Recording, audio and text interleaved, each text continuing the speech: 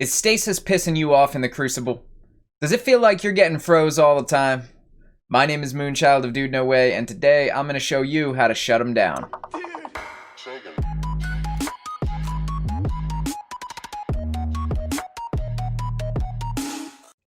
I've been hearing a lot of talk lately about how stasis is so overtuned, about how stasis is killing PvP, and that the Crucible is in the worst shape it's ever been.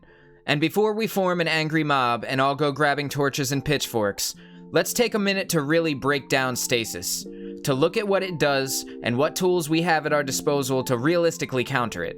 This is going to be a two-part series, and in this first video I'm going to have a list of general tips for all classes, and part 2 will have a bunch of different loadouts for each class to run. Take the information I'm providing here and use it to be at the top of your game the next time you step foot in PvP. Cause stasis ain't going away, boys. We're either gonna have to adapt or suck. The new subclasses have a lot of things that can take away control of your character. Essentially, they stun you, and have a lot of different ways to do it. Frozen is just a fancy word for stunned. I've played a lot of games in my day. Many of them had characters that had abilities that could stun you, so for me, this isn't anything new, it's just new to Destiny. I was talking about this on stream the other day, which, if you don't know, we stream on Twitch every Monday and Tuesday night from 9 p.m. to midnight. Link is in the description below. But I was telling my chat that stasis, at its core, can be countered by a whole bunch of stuff we've had for years. We just didn't realize then that it would be so good now. Skills and abilities you probably haven't thought of in a while. Subclass nodes that have more dust on them than the books on your grandma's shelf. The footage you're seeing in the background is an anti-stasis build for Bottom Tree Sentinel, but Sentinel, Arc Staff, Nova Bomb, Well of Radiance, all of these are direct counters to what gives stasis so much power. You can use those in combination with these generic tips for all classes to turn the tides in your favor. The first of which is staying away from your teammates. You want to be close enough to help team shot, but far enough away that if people play out of position and get frozen, they're not putting you in danger.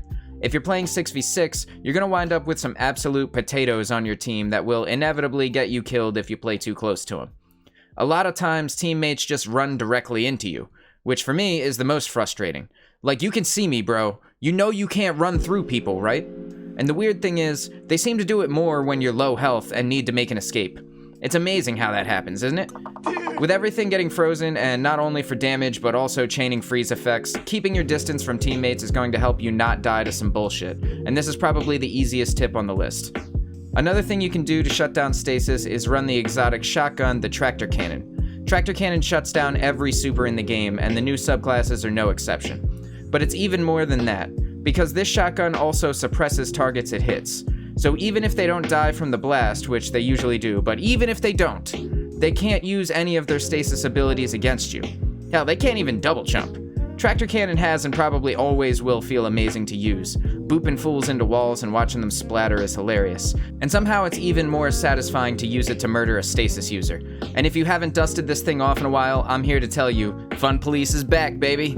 Another thing you can do to increase your survivability is to stay incredibly mobile. Not necessarily hyper-aggressive, but mobile. You're definitely going to get caught with your pants down if you're standing still too long. If you play at high speeds, or if you can practice and get better at it, you should, because moving around the battlefield quickly is more important now than ever.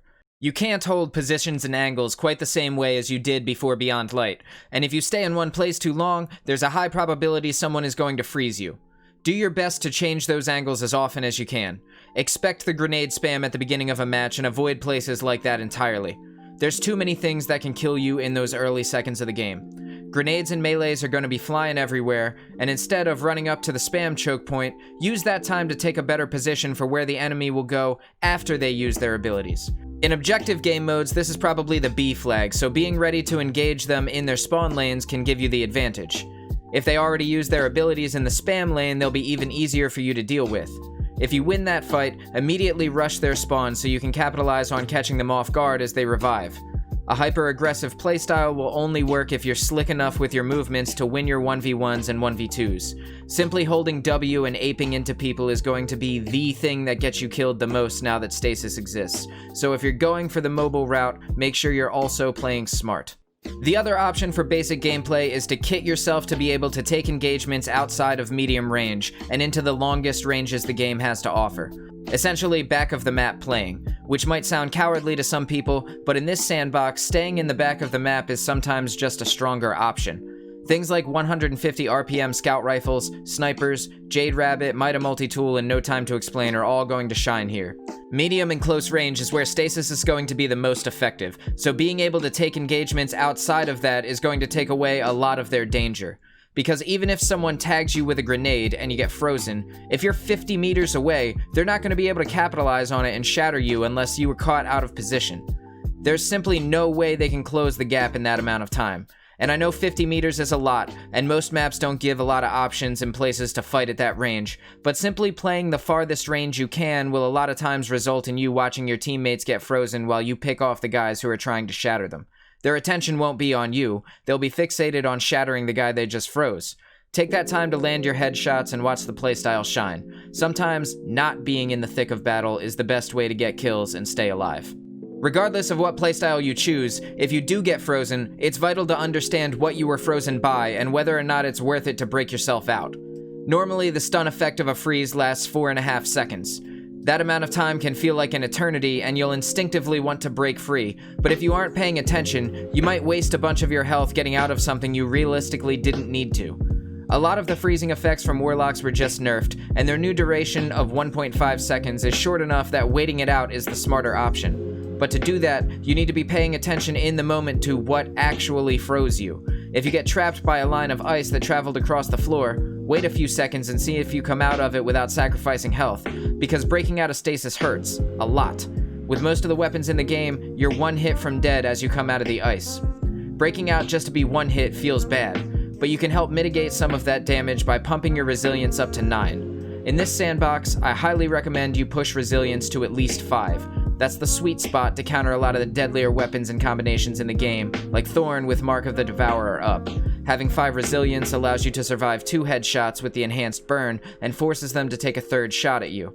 This is perfect for general play, and will help keep you alive, but if you really want to counter stasis, having 9 resilience gives you a lot more health when breaking out of a freeze than 5 does. The enemy is not going to expect you to break out and still have half your life. They will be caught off guard by this, and in my opinion, this is one of the best and easiest ways to make a stasis user's life harder in PvP. If they fail to shatter you, the gunfight could very easily be yours if they miss at all. Having 9 resilience helps a lot, I personally like it, and if the amount of ice flying around the battlefield bothers you, you should try it out and see if it feels good to you. One of the most important things when considering how to counter stasis is to pick a subclass with the right tools for the job, and that's what we're going to cover in part 2 of this series next week. Thanks for watching, I am Moonchild of DudeNoWay, and I will see you in the next video.